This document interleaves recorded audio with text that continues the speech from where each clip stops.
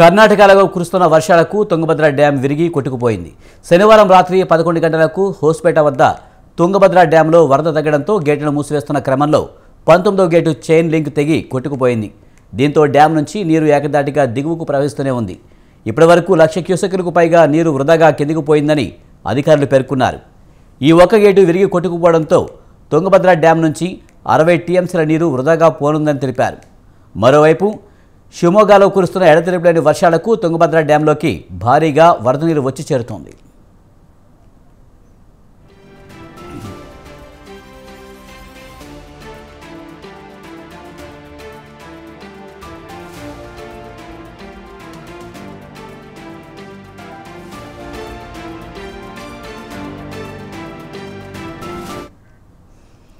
Tungabhadra dam gate కొట్టుకుపోవడంతో నీరు దిగువకు వరదలా ప్రవహిస్తుండటంతో అధికారులు అలర్ట్ అయ్యారు.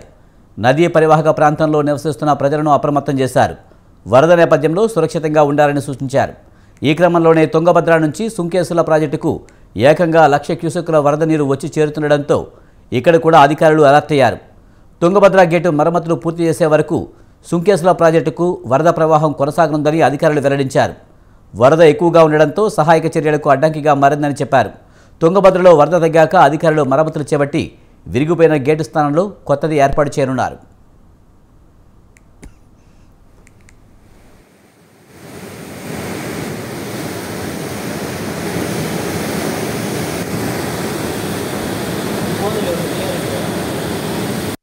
తుంగభద్ర డ్యామ్ గేట్ కొట్టుకుపోయింది అనేటువంటి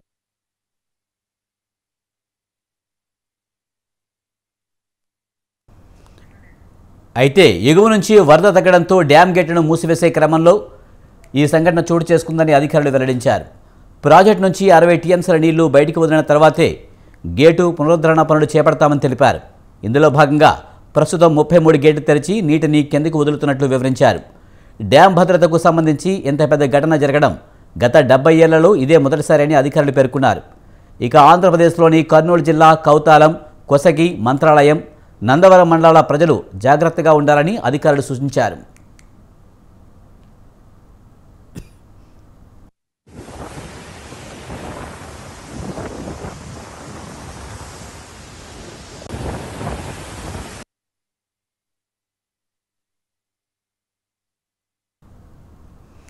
మరోవైపు కర్ణాటకలో తుంగభద్ర డ్యాం గేటు విరిగిన ఘటనపై ఆంధ్రప్రదేశ్ ముఖ్యమంత్రి నారా చంద్రబాబు నాయుడు ఆరా తీశారు.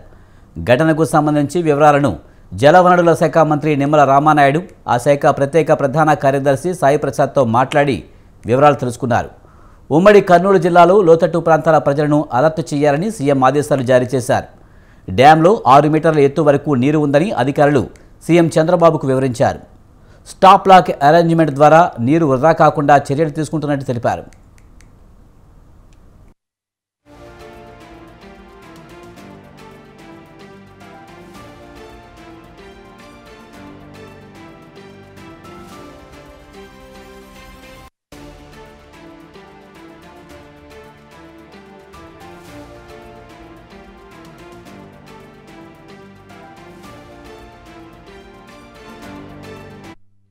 ప్రాజెక్టుకి సంబంధించినటువంటి మొత్తం 33 గేట్లలో 19వ గేటు రాత్రి సుమారు 11 గంటల సమయానికి కొట్టుకుపోయినటువంటి పరిస్థితుల్లో మన ముఖ్యమంత్రి చంద్రబాబు నాయుడు గారు వెంటనే స్పందించి వెంటనే జలవనరుల శాఖ మంత్రిగా నాతో, అదేవిధంగా మా కార్యదర్శి, మా ఈఎన్సీ, ఇంజనీరింగ్ అధికారులందరితో కూడా ఆయన సమీక్ష జరిపి కర్ణాటక అధికారులతోటి మరి సమన్వయం ఎప్పటికప్పుడు చేసుకుంటూ అందులో భాగంగా పర్టికులర్గా ఏదైతే ఈ యొక్క గేట్స్ అమరికలో అత్యంత నిపుణత కలిగినటువంటి కన్నమనాయుడు గారు మొన్న పోలవరం ప్రాజెక్టు ఆ గేట్ల అమరికలో కూడా ఆయన కీలకంగా వ్యవహరించిన వ్యక్తి.